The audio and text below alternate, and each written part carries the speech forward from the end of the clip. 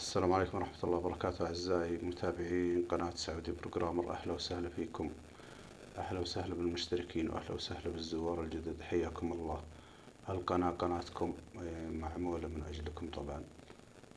معنا زي ما انتم شايفين اليوم أكاديا. طبعا اللي ما يعرف أكاديا معروفة يعني عالم سيارة عائلية فخمة إلى متوسطة، صغيرة الحجم، خفيفة لطيفة كويسة للعوائل الصغيرة، وخدمات داخل المدينة وبرضه كويسة في السفر يعني ممتازة.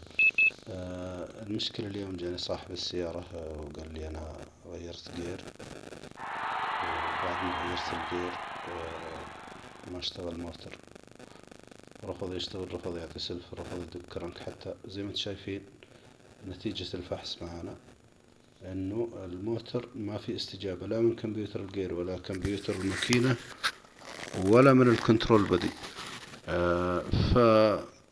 فراجعنا ورا الميكانيكي لقيناه واحد من الأسلاك يعني ما شبكها كويس، والحمد لله شبكناه واشتغل الموتر. والحين أنا قاعد زي ما انتم شايفين أجربه بعد ما اشتغل. طبعا في لمبات اللي مدققة على الطبلون لأنه تو اشتغل ولا قد فحصناه، يعني باقي يبغاله فحص وبرمجة من جديد. وبد احنا القناة ذي منكم وإليكم وبكم نستمر ومن أجلكم، يعني القناة مفتوحة. وأبد أرقامي عرضت قبل شوي، يعني اللي يبغى يتواصل معي يوقف الشاشة وياخذ رقمي يتواصل معي واتساب.